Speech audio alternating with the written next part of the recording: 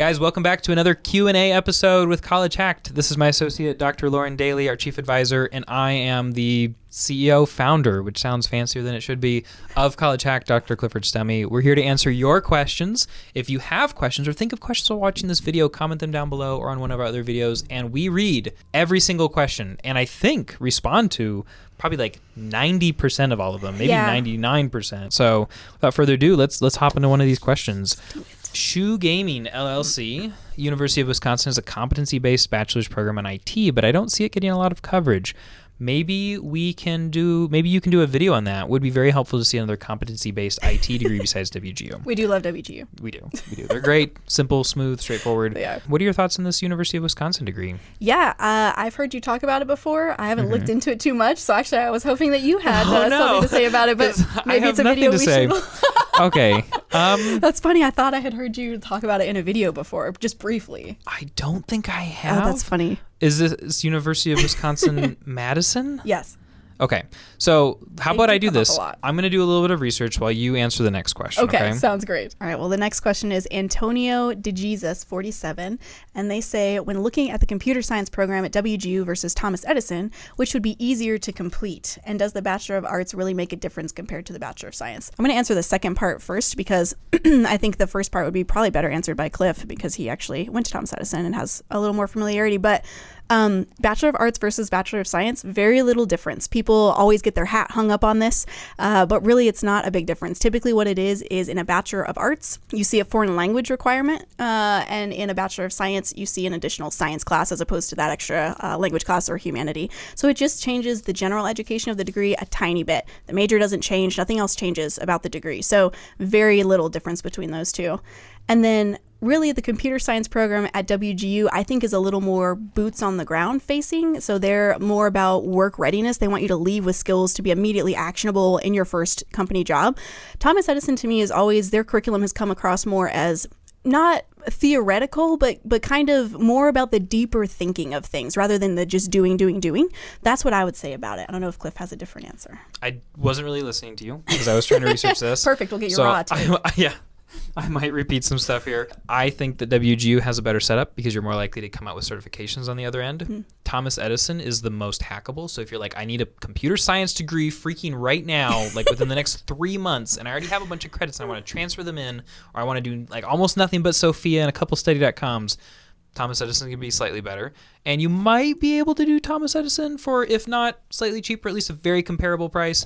The Bachelor of Arts probably isn't going to make that big of a difference. Yeah, that's I don't really care about that. that is not a big deal. Amazing. I'll go on to the next one while you continue to research. No, I think I got it. Okay, great. I got it.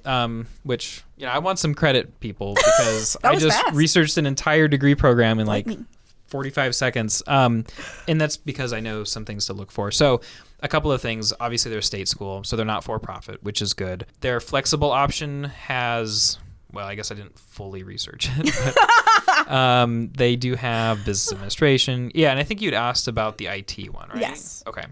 So the biggest thing I found that I did not like is that they accept very few alternative hacking credits. Like this is not a degree that you're going to be hacking. Okay. They have 1, 2, 3, 4, 5, 6, 7, 8, 9, 10, 11, 12, 13 CLEP exams that they accept, which is almost a complete sign that they're not going to accept any Sophia, any study.com, like a third. Anything. Yeah, like almost nothing, right? So you should plan to take almost all of your credits through their program. Now that is not such a big deal because they are competency based, and so it's kind of like just taking CLEP exams but through an institution. At the same time, they're going to cost more, and I don't have the exact cost because, well, you're going to cost more than CLEP because you can do CLEP for free. The one thing I will say that's really, really good about them is that they have an 86% graduation rate, and I think that they probably have a fine reputation, especially probably in the area that they're from too. So hackability wise, if you're looking for a name other than WGU for IT, Purdue Global has a degree in that. Oh yeah, there you go. Yeah, so you could totally do that as well. But this is not a good school for hacking. It's probably a very fine, very acceptable school just for going to in general. You heard it here first. Yeah. And in 45 seconds. So Juliana1937, what would you think is the best degree for a video game designer career? that would fall in regards to computer degrees. Tell us about your sister. Yeah, so actually my sister wanted to get a degree, and she wanted to do it in like graphic design. And there's only really one school that I send people to when it comes to graphic design or things like that. And in fact, I'll find the exact name of her degree because she actually switched it while staying in the same department. I think she's now in game development. Oh, cool. Game art and development. Nice. So very similar to what you're doing. And this school is SNHU, Southern New Hampshire University, which are one of our top 7 favorite schools to help people hack from. Really, really quality, lots of acceptability from CLEP and Sophia and all these other transfer options. And they're already $330 per credit hour. So they're like one of the cheapest per credit schools out there. And they've got graphic design and media arts, user experience, game programming and development, game arts and development. So, Juliana, I would really recommend that you look into that school. Sarah, Yo9RF. I recently Googled UMPI and it appears to be classified as a college rather than a university. I'm considering attending UMPI, but I'm unsure about its reputation. It seems like not many people are familiar with UMPI or WGU. On a lighter note, it's a bit amusing that WGU's graduation ceremony looks better, but the graduation gowns aren't black. Maybe you have feelings on that last part? I couldn't have less feelings on that. It's so funny. Hey. But see, these are the things that really do matter emotionally to people's journey and why it's such a unique process to go through and why we can probably help if you're feeling overwhelmed. That's just what I always think when people get caught up in like the little things that don't really matter. Yeah, like let us help you carve a path through this because we're not really worried about the color of the gowns. And so we can help you put that into perspective. UMPI is a university, right? It's called University of Maine at Presque Isle. But I think it actually is a college. Really? It might be a college. Wait, how does that work? Because I remember reading this and then looking it up and the distinction between college and university I have read before and totally disregarded because I thought to myself, that's dumb. It doesn't matter. But it has something to do with the size or something. Maybe it's because they are one of the 7 autonomous campuses within the University of Maine system. So it's like University of Maine with a college at Presque Isle. I don't think, maybe it's partially too because they have so few like graduate level courses. I don't know if this looks bad to you guys watching that this is kind of news to us. This is life. In general, whether something is a college or university doesn't really come up on our radar Really doesn't, which should tell you because we have been doing this many years and do it, every day all the time. If this is something we're not seeing with our hundreds and hundreds of clients, this isn't something you should be worried about. Yeah. This is not a distinction that companies or graduate programs are going to look at and be like, well, you went to a college, not a university, not even on their radar. They would have to work so hard to find out whether it was a college or university also too. So I hope that helps put your mind at ease a little bit, Sarah. Reputation-wise, I will say really quick that I think UMPI is a great school. It's a state school. Yeah. It's regionally accredited. It's been around since 1903. It's got 5 residential locations in Maine. So there's a lot of quality assurance going on with different bodies and accrediting bodies. They're doing what they need to be doing. So, yeah.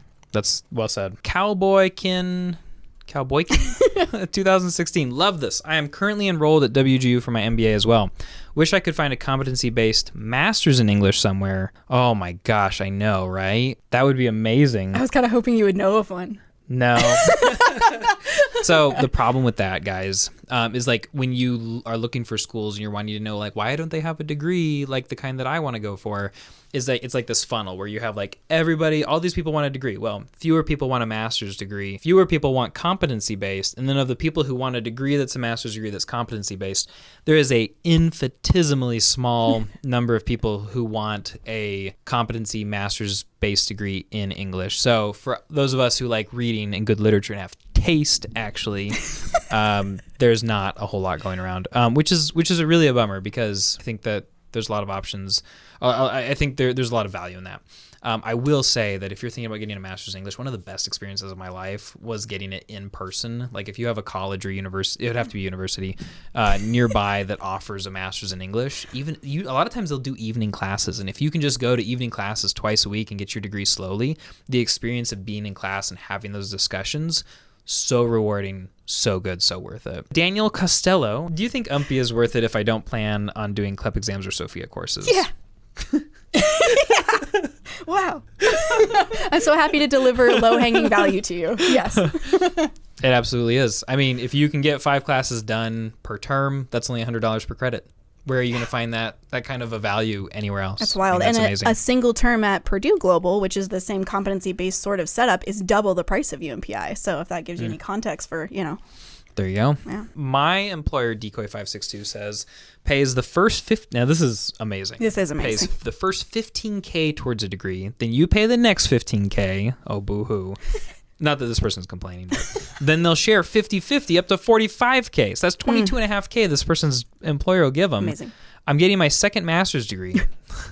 This time in supply chain. What I do at the University of Southern Miss, I'll pay maybe $2K when I'm done. We just included this because we all want to live this life. That's That's just amazing. I'm Yeah. so happy for you. I wish I could throw you. I'm throwing you a virtual party. There you go. The other hack that we don't talk about enough is just find an employer who'll give you money to pay for your own degree. And you can easily Google that. There's a whole list.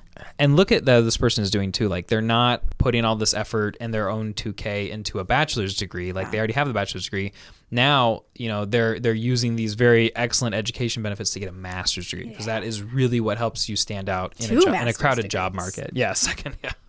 He's brave. Lauren, what do you think about Intrepid Journeyman 7555's question? Any option on choosing between Liberty or APU? Yeah, you do have an option. You can actually choose either one if you want to.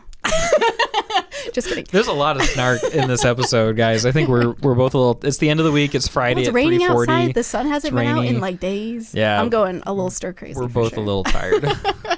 But yeah, no, in general, those are two. Well, APU, meaning Arizona? Or no, American Public University. Yeah. Oh, okay. The American Public University Oh, system. gosh, Liberty, hands down, for sure. Yeah, now that I understand where that's going. And APU is not a terrible school, but for profit, right? Yep. Yeah. And an 11% graduation rate Yeah. for non-first-time part-timers in 2021 through 2022. Like, the chances of you graduating from APU once you start attending there are like this big. Like, they're very small. They're 11%. You have a 1 in 9 chance of actually graduating. And I know they have some military benefits that make them maybe a little bit cheaper for former military.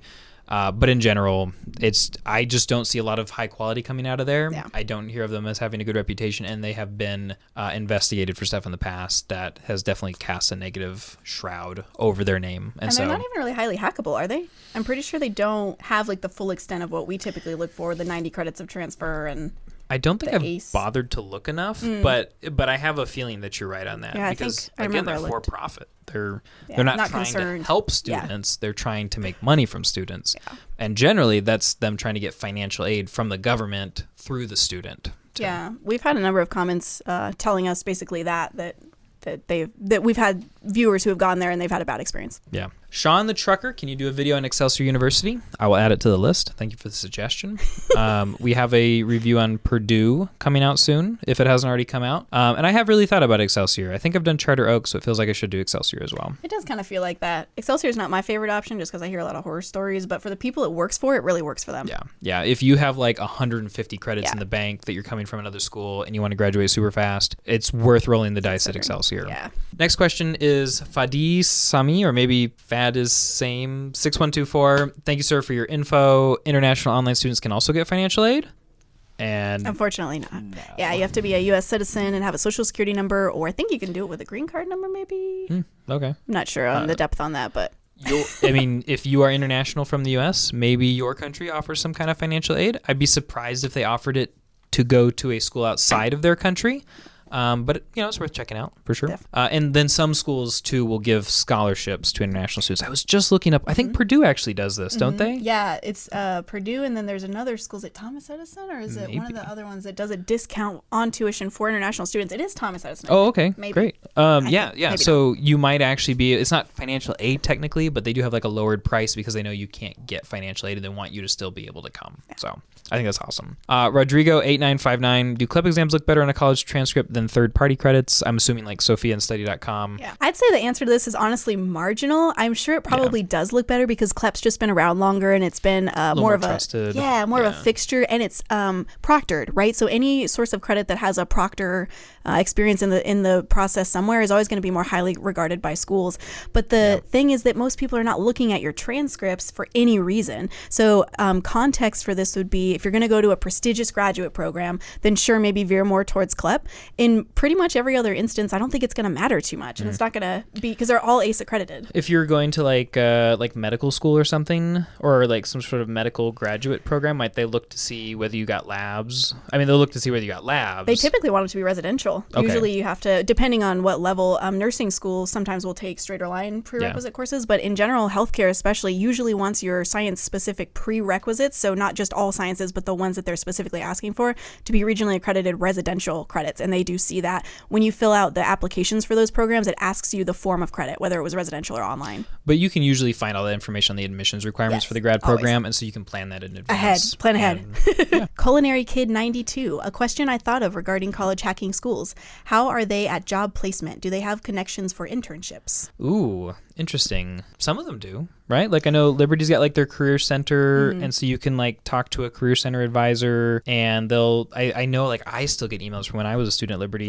with like job opportunities that are not that exciting anymore. Come be a TA. They maybe were at one point. Yeah. So like some of these schools do. Generally, I think that's not their focus. Like I don't expect anything like that from UMPI. I don't think WGU is going to do anything like that. What I would probably say is the more you hack the degree, the less chance you have of making the connections you need to get into those types of situations. So like usually job placement doesn't apply to like competency-based programs because these are shadows by night, right? You're kind of entering, having as little to do with the school as you can and still earning a degree, versus the traditional experience is much more plugged in, and you have professors tracking your progress, and you have access to all these other kind of things. So Liberty does offer some connections and internships. Mostly in online programs, you have to find your own sites for preceptor experiences or internships. So it's usually still up to you if that makes a difference. Yeah. No problems with the quality of the degree or anything like that. But a lot of times, assume that the less money you're paying for the degree, and Liberty's one of the more expensive schools we work with and has more of these kinds of services, the less you're paying for the degree, the less they're going to help you with stuff like that. Shorting shorters. Is it okay if I book a consultation with you guys 5 to 6 months before I graduate? Absolutely. I worry that maybe you'll have either already made mistakes that we could have saved you from, or you'll already know most of the things that you need to know. But you totally can go for it. We'll help you as much as we possibly can. And, email me first. My email's like all around the internet. Like it's Clifford@collegehack.com. There you go. I'll just say it. And, email me with your situation, and I'll let you know if we actually could provide value for you. Trau Souza 2926.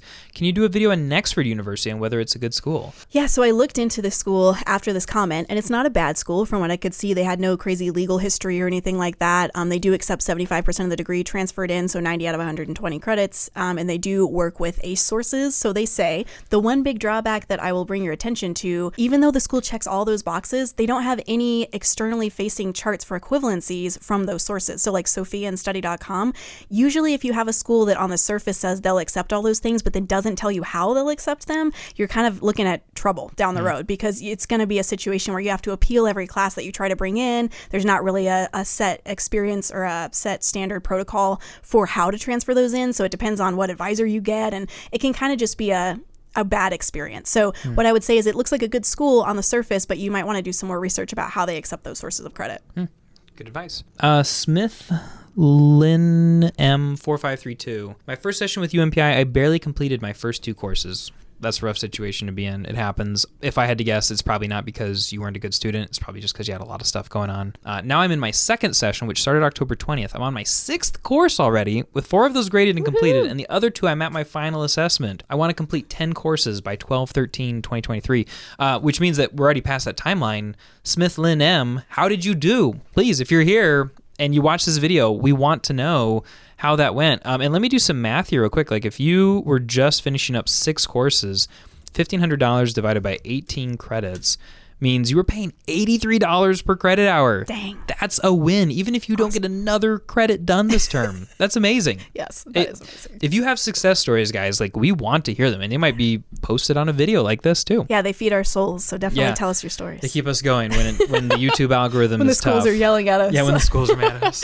Oh my goodness. I also wanted to comment for this comment that one of the things I hear a lot from clients is that the transition between Sophia classes and UMPI classes is rough at first, because you get into this groove, you know Sophia really well, you know how to approach the classes, you have a workflow, and that all starts over when you start at the school. And their platform's not the best, so you do have to do a little bit of energy expenditure, figuring out where things are located, how to get where you're trying to go, what's required of you, all the standards, and that takes it out of you. That's what was my first thought when this person said they only did 2 classes, and that if you get discouraged in that first session because maybe you only do 2 or 3 classes, take heart, because you're eliminating a lot of that work, you're automating a lot of that expenditure that you have in your first session. So just be prepared for a little bit of tough times when you first start at UMPI, and then it will get better as you get better at it. Smith Lynn took in all that defeat and pushed it out, turned it into success. Exactly. That's just amazing.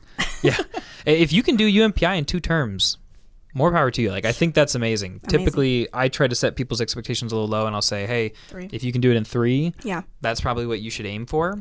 So if you can do it in 2, man, you still just saved like $45,000 on your degree. I know, it's amazing. So please, let's celebrate. User GW5WV8WT3I.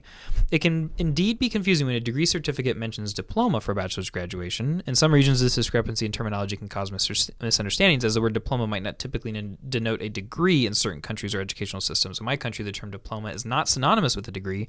Why do they write diploma on degree certificate?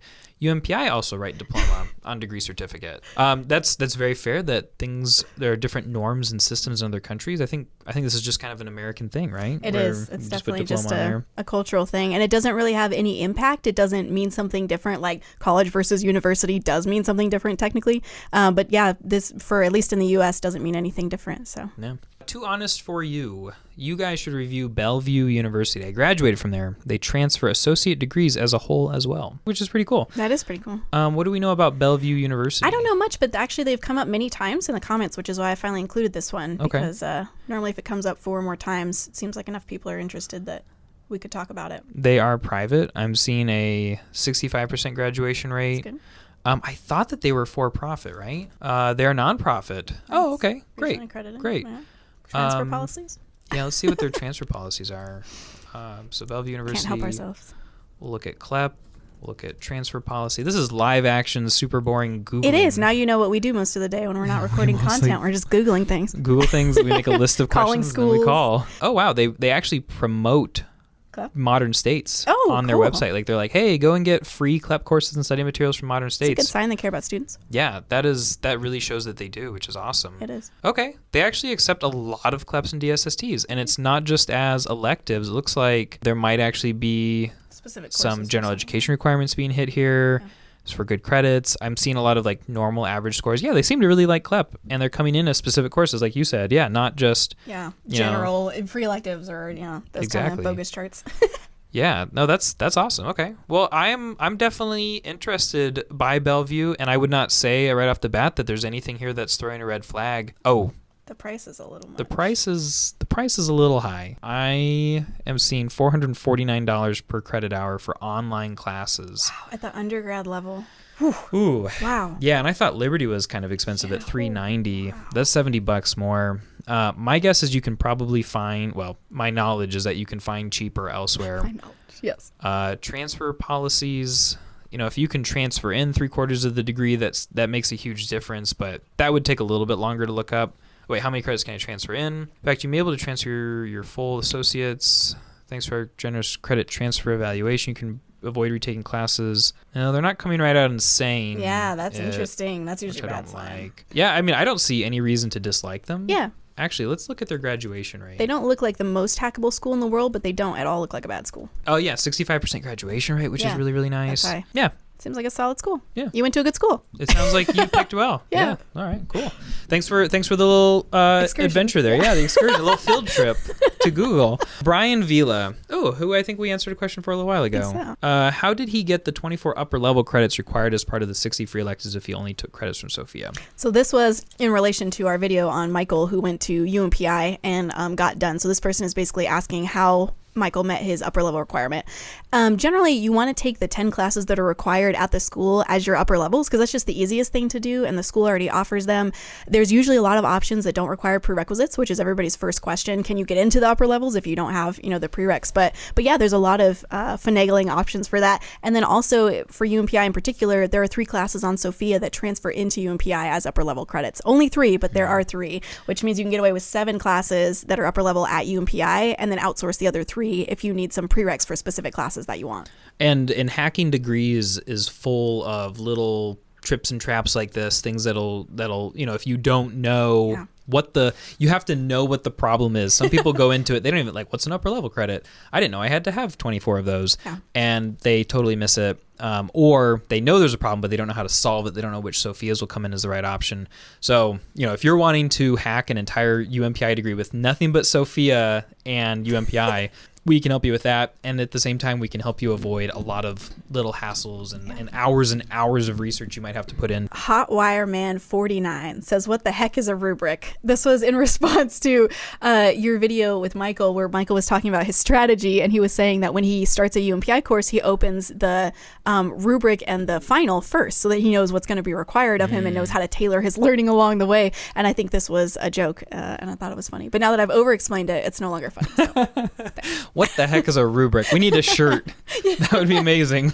Honestly, as professors, I feel like we should own that shirt. Rubric? Yeah, because that's what most of our students are saying. We reply to all the emails like, did you read the rubric? What the heck is a rubric? All right. I think we need to get company shirts. Yes. If you would, I don't know, guys. I've toyed with the idea of merch, but it sounds like merch. It sounds like too much hassle. I'm trying to help people graduate, not have cool clothes. What if we did a pre-order so we knew the interest was there? Okay. Well, because people keep asking me about merch. They keep asking you? People are asking. Oh, man. They like the cords idea. Stressful. The cords is a good idea. Yeah. Man. All right. Well, if you want a shirt that says, what the heck is a rubric on it? Or a shirt that says something else. Tell us what it is. Yeah, there you go. Something to show that College Hacked pride. That's right. Let us know. Next up, we've got Not Your Mom 92 talking to us here at College Hacked. That's what I was thinking. Rock on. I don't remember what the conversation was before that, but says, hey, I was wondering if accreditation by depth of education. What?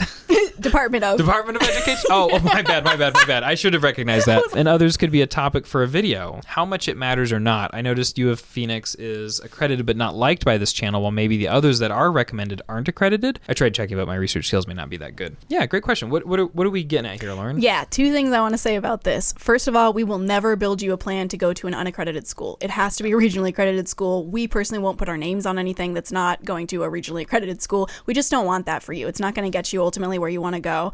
Won't get you in a grad program. So I'll say that first. We do keep track of the schools that we recommend, and we're very picky about what schools we recommend, if you haven't noticed. That's why there's really only 6 to 10 of them that we ever talk about, because those are the ones that meet the requirements that we have. So Our standards are also high. Feel safe about that. But the other big thing is, yes, you're so right. This is a great point, that there are some schools that technically check the box of regionally accredited, but aren't schools that you would want to go to, like University of Phoenix. Everybody kind of has a bad taste in their mouth when they see that school name, but they don't even a lot of times know why. They just know that over time, it hasn't made a good name for itself. So this person's basically saying, what are the nuances? How do I know whether this school is something that would be good for me or bad for me? And Cliff, I think a lot of your take on this is about the legality of it. You really like to look up what legal struggles the school has had in the past and what kind of has led them to maybe a predatory state. So what do you have to say? If you want to see if a school is bad news, guys, there's a few key metrics you can look up. Number one, I'd go to the Wikipedia for the school. And then if they have a section in their Wikipedia page that is like controversies or issues, that's usually a bad sign. And you can go read about the history of the school. I know with University of Phoenix, they've got a lot of mention of different lawsuits and different issues with the government investigating them. A lot of things that to me just scream red flag. Look at their graduation rate. If it's under 30%, that's honestly kind of scary. Even if it's in the 30s, it better have some other good things going for it. And if it's over 40 for an online school, that is really solid. And then look at the price too. An average price for college credits is going to be right around $400. So if they're over $400, I don't think there's better options. There's just always better options. There's almost never a reason to do that unless your company's paying for it, or there's some other reason to go there. Exactly. So Yeah. Even if a school is accredited, that doesn't mean that it's a good place to go. Bad schools get accredited too. Yes, It's that's just, very true. Yeah. It's just one of the things that needs to be there, but it doesn't automatically mean the school is good. Yeah. That is what we've got, guys. Lauren, do you have anything else? Anything? I was worried we would get through these questions too fast and we'd have to fill time, but here we are taking more time than we normally do. So thank you for being here. Thank you for in being studio. And yeah, you're welcome. In your own house. I live here, actually. So Nice to join you. thanks for watching, everybody. Thanks for your comments. If you have questions for us in the future, please just comment them down below. Comment them in any video we read or respond to or heart every single one of them. And that's because we're really passionate about our mission of helping busy adults graduate college quickly and inexpensively so they can build a career that they love. We're really glad to have you as part of our community. Thanks for being such an awesome part. Even if we, sometimes are not quite sure how to say your usernames. And just thanks again. Have a great day. Thanks for watching. Happy hacking.